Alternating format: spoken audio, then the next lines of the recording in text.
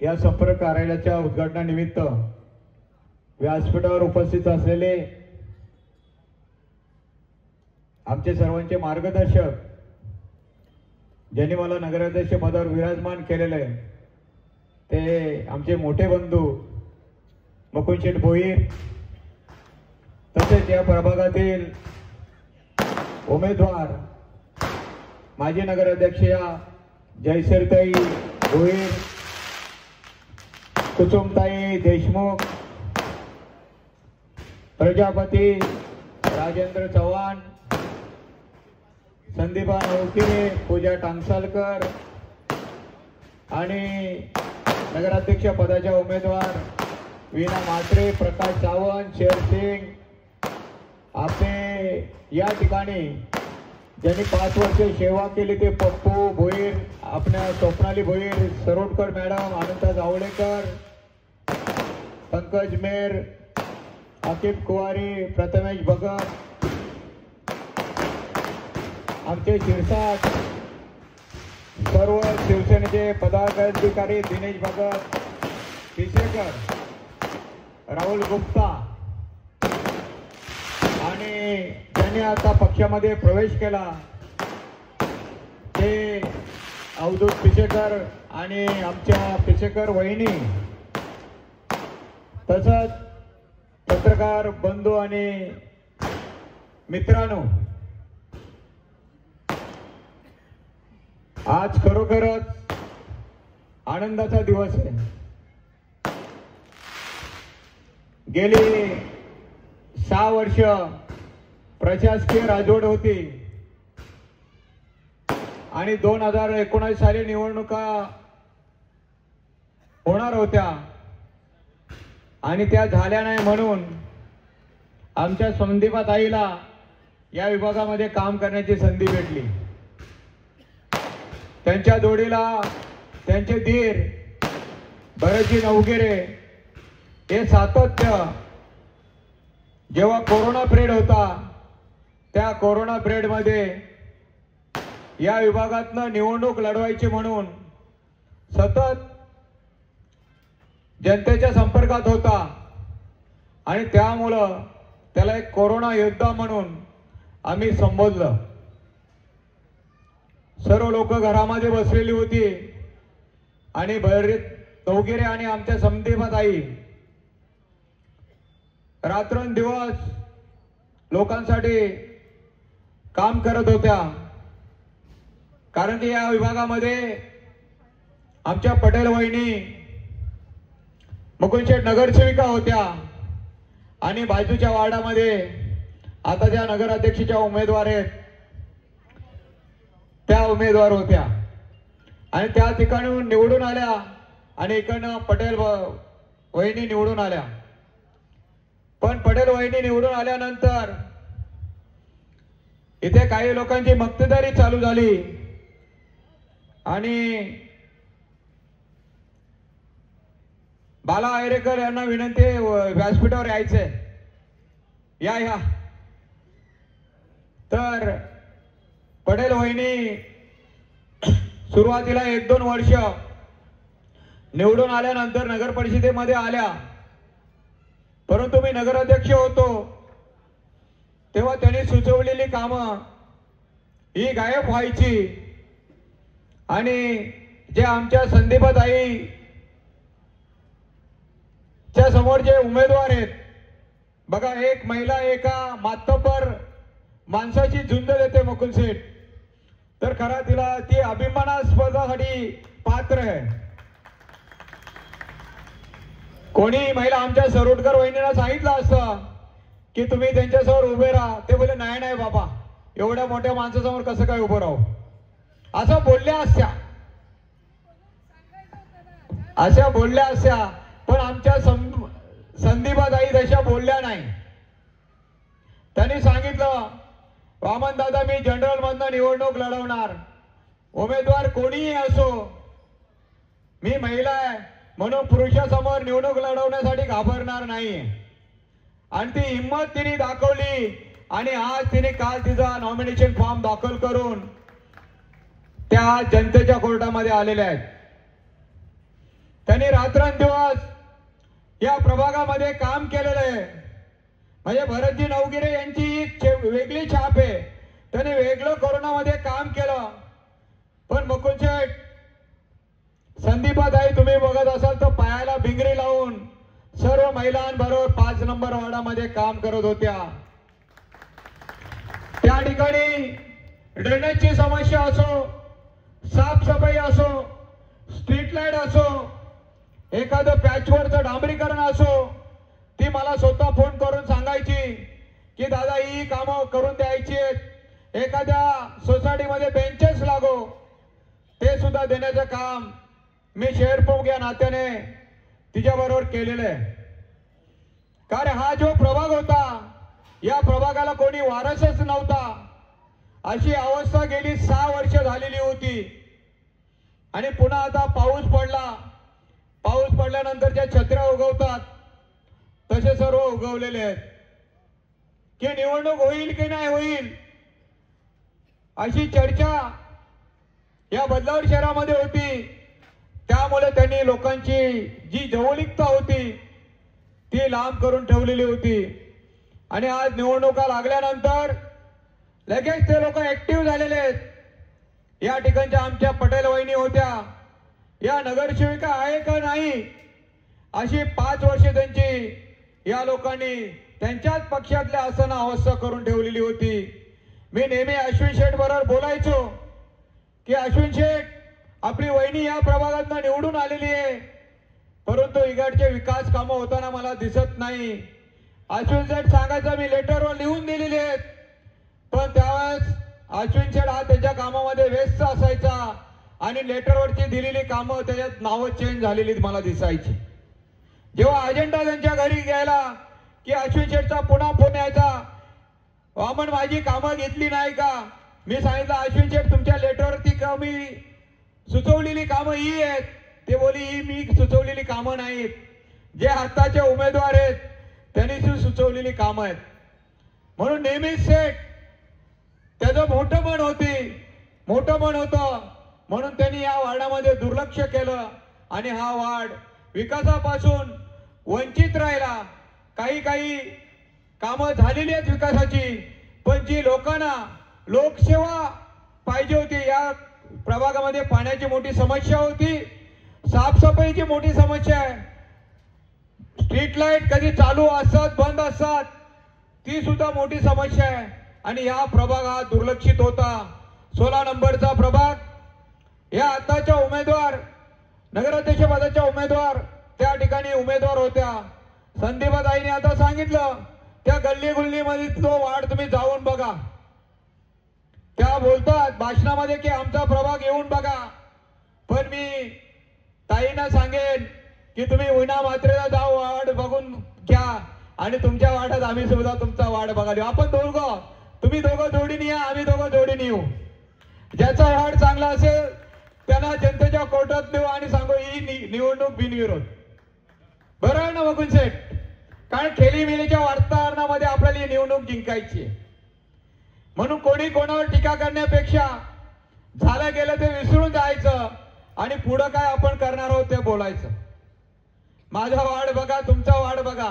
भरतने सांगितलं सेठ साफसफाई सुद्धा नसते. माझं कार्यालय त्या समोर आहे, लोक आमच्याकडे येतात. लाईट बंद झाली की आम्ही नगरपालिकेमध्ये फोन करतो, तिथला कचरा उचलायला आम्ही सांगतो आणि मुद्दामून कोणावर तरी एखाद्याने मतदान केलं त्याच्यावर खुन्नस काढायची. खुनशी राजकारण हे कधी त्या लोकप्रतिनिधी करू नये. कारण ही निवडणूक ही गटर वॉटर मीटरची आहे. ज्या प्राथमिक सुविधा आहेत त्या पुरवण्यासाठी कोणीतरी एक लोकप्रतिनिधी आपल्या प्रभागातून निवडून जावा, मग त्याची निवडणूक आहे. आणि तुम्ही निवडून दिल्यानंतर एखाद्या बिल्डिंगनी मतदान केलं नाही, मग तिथं काय कॉक बंद करून पाणी कमी दाबाने सोडणार का? त्या ठिकाणचा कचरा उचलणार नाही का? हा अनुभव मी बाजूच्या वार्डामध्ये ज्या ठिकाणी राजनजी घोरपडे निवडून आले त्या ठिकाणी आता माझा छोकरा वरून मात्र निवडणूक लढवतोय. आणि तिथं गेलो का लोक सांगतात की दादा तुम्ही येऊन गेल्यावर आमच्या इकडचा वाल फिरवतात. म्हणजे 12 आटे फिरवायचे ते 7 आटे फिरवतात, मुद्दाम पाणी त्यांना कमी सोडतात. सोडणार, तिथं कचऱ्याची गाडी पाठवणार नाही, तिथला स्ट्रीट लाईट मुद्दामून बंद करणार. ही संस्कृती, हा कलुषितपणा मनामध्ये ठेवणारा लोकप्रतिनिधी कधी मोठा होऊ शकत नाही, हे तुम्हाला मी सांगू इच्छितो. वामन म्हात्रेंनी नेहमी या शहरामध्ये 20 वर्ष लोकप्रतिनिधी म्हणून काम केलंय, पण मला कधी कुठच्या कोपऱ्यातल्या माणसाचा फोन आला, त्याला कधी मी जातपात आणि पक्ष विचारला नाही. त्याची आलेली समस्या ही सोडवून देण्याचं काम आम्ही शिवसेनेच्या माध्यमातून केलेलं आहे. जयश्रीताई जेव्हा नगराध्यक्ष होत्या, त्यांनी भरपूर विकासाची कामं त्या ठिकाणी केलेली आहेत. तेव्हा जे तुम्ही बसवलेले नगराध्यक्ष होते, जयश्रीताईच्या सह्या घ्यायला कुठे यायचे तुम्हाला माहिती आहे?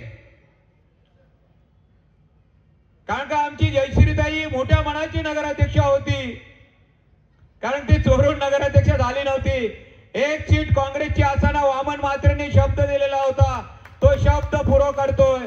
म्हणून आज एवढी मोठी जनता, एवढे भाजपचे पदाधिकारी शिवसेनेमध्ये प्रवेश करतात.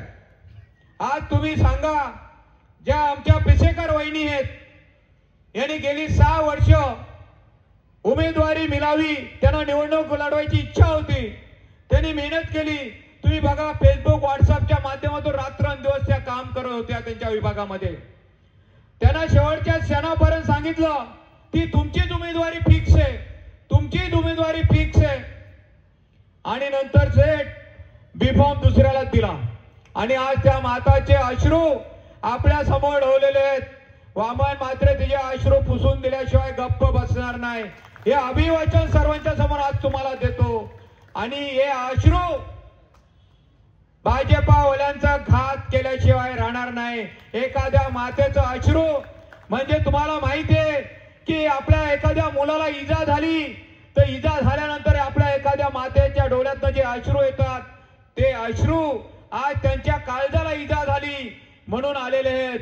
आणि ते अश्रू आपण ही बदलापूरची जनता कधी त्यांच्याबरोबर ज्यांनी केलेलं कृत्य आहे त्यांना माफ करणार नाही, असं आजच्या दिवशी मला सांगायचंय. अरे तुम्ही खरे बोला ना.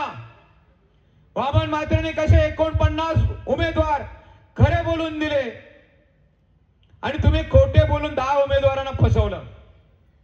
संजय भोईर असतील, यांना पहिल्यांदा 9 वाजता बी फॉर्म दिला असेल आणि 12:30 वाजता आमच्या मित्र संभाजी शिंदेना बी फॉर्म दिला आणि त्याच्यावर पत्र दिलं की आम्ही संजयजी गणा भोईर यांना दिलेला जो बी फॉर्म होता तो ग्राह्य न धरता आम्ही दुसरे उमेदवार संभाजी शिंदे यांना दिलेला आहे, त्यांचा बी फॉर्म ग्राह्य धरावा असं पत्र दिलं निवडणूक अधिकाऱ्याला. किती मोठा घात आहे. तेच जर तुम्ही संजय भोईर यांना सांगितलं असं की बाबा तुला आम्ही उमेदवारी देऊ शकत नाही, तुला काय बी फॉर्म देणार नाही, म्हणजे मुंह में राम आणि बगल में छुरी. कारण त्यांना माहिती आहे जे रामाचे खरे भक्त आहेत ते कधी अशी गद्दारी करणार नाही. हे कुठून आलेले आहेत? मुकुंदशेठ, तुम्ही पण काँग्रेसमधून आले, पण तुमच्या मध्ये असं नाहीये. हे सुद्धा तुमच्याच बरोबर पहिले खांद्याला खांदा लावून काम करायचे. बघा तुम्हाला शिवसेनेमधली ताकद, काँग्रेसमधली ताकद. ते काँग्रेसमधून राष्ट्रवादीत गेले आणि राष्ट्रवादीतनं बीजेपीत आले, पण जी राष्ट्रवादीची संस्कृती आहे ती काय त्यांनी अद्यापपर्यंत सोडलेली नाही. आणि आज माझ्या बरोबर खांद्याला खांदा लावून काम करणारे जे भाजपचे सच्चे कार्यकर्ते होते त्यांच्यावर असा विश्वासघात केलेला आहे. जे खरोखर फाउंडर मेंबर होते या शहरामध्ये भाजपाचे, त्यांच्या पाठीमध्ये यांनी औरंगजेबासारखा पाठीमागून वार केलेला आहे. तर ही बदलापूरची जनता ही कधी यांना माफ करणार नाही.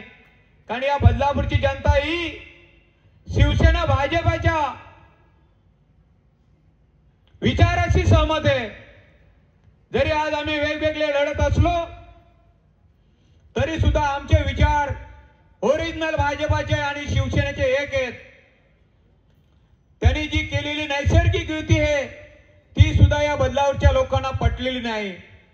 आणि नेहमीच बदलापूरचा विकासाचा आलेख असेल, मग त्या ठिकाणी रामभाऊ पाटकर असतील, त्यांनी केलेलं त्यावेळेचं काम असेल, आल्यानंतर शिवसेनेची सत्ता आली आणि आम्ही केलेलं काम असेल हे वाकण्यासारखं आहे. 2011 पासून जेव्हा मी नगराध्यक्ष झालो त्या दिवसून या बदलापूर शहराचा चेहरा मोहरा बदलवलेला आहे. त्या दिवसापासून या शहरामध्ये गल्ली गुल्लीमध्ये काँक्रीटीकरणाचे रस्ते झालेले आहेत. या ठिकाणी चांगल्या स्ट्रीट लाईट दिलेले आहेत. या ठिकाणी पाण्याची दुरावस्था होती, त्यासाठी सुद्धा एकनाथ शिंदे साहेबांनी 240 कोटी रुपयाचा निधी दिलेला आहे. इथले जे लोकप्रतिनिधी आहेत त्यांचं खरं कर्तव्य होतं. 25 वर्ष तुम्हाला लोकांनी निवडून दिलं, तुम्हाला विधानसभेमध्ये पाठवलं, तुम्ही एक तरी स्तोत्र या बदलापूर शहरामध्ये पाण्यासाठी एक धरण बांधायला पाहिजे होतं. पण तुम्हाला दूरदृष्टी नव्हती म्हणून तुम्ही एक सत्तेतले आमदार असून सुद्धा या बदलापूर शहरासाठी एकही धरण तुम्ही पाण्याचं बांधू शकलं नाही. हे मोठं अपयश आहे. आणि आज त्याच कारणामुळं माझ्या बदलापूरच्या नागरिकांना, गल्लोन गल्लीतल्या सर्व लोकांना पाण्यासाठी टंचन करावी लागते. कुठेतरी टँकर माफिया यांचेच आहेत. टँकर मध्ये पाणी पुरवण्यासाठी कात्रप सारख्या विभागामध्ये पुन्हा वाल कमी करतात. मी कात्रपला गेल्यावर बोलणाऱ्या पत्रकारांना सांगतो, टँकर मुक्त बदलापूर करण्याचं स्वप्न मी उराशी बाळगलेलं आहे आणि त्याचा संकल्प सुद्धा केलेला आहे. 1 वर्षाच्या आत बदलापूर शहराला 2056 सालापर्यंत पुरेल एवढं पाणी आम्ही शिवसेनेच्या माध्यमातून देणार आहोत. माझ्या माता भगिनीला कोणालाही पाण्याची वाट बघायला लागणार नाही. नाहीतर बिचाऱ्या सभेला आल्या आमचं 7:30 वाजता पाणी येणारे उठून जातात. मला टीव्हीवर सिरियल बघायची आहे, पाणी येतं म्हणून टीव्हीची सिरियल बघायला उठून जावं लागतं. पण छोट्या मोठ्या गोष्टी आहेत, असं नका. खरी गोष्ट आहे, हे अनुभवाचे बोल आहेत. वामन म्हात्रे जे बोलतो ते खरं बोलतो. मुकुल शेठ त्यांना वादा राग येत असेल की हा चिडून बोलतो, बिलकुल नाही. माझ्यामध्ये एवढा संयम आहे की मी संयम ठेवला म्हणून आज शिवसेनेमध्ये सर्व लोक सामील झालेले आहेत. आणि आताच मी तुमच्या व्हॉट्सअप, फेसबुक, तुमच्या मीडियातनं बघतो की शिवसेनेची ताकद ही वाढलेली आहे. आम्ही हाडामासाचे पदाधिकारी आहोत, कार्यकर्ते आहोत, बाळासाहेबांच्या विचाराचे कार्यकर्ते आहोत. एकनाथ शिंदे साहेबांच्या मार्गदर्शनाखाली या शहराचा विकास करतोय. जाहीर सभेमध्ये बोलणारच आहे. या बदलापूर शहराला लागणाऱ्या आवश्यक गोष्टी आम्ही या नगरपालिकेच्या माध्यमातून पूर्ण करून देणार आहोत. म्हणून आज ज्या नगराध्यक्षा ज्या उमेदवार आहेत त्या उमेदवार मुकुल शेठ वार्डामध्ये पण उभे राहिल्यात आणि नगराध्यक्ष पदासाठी उभ्या राहिल्यात.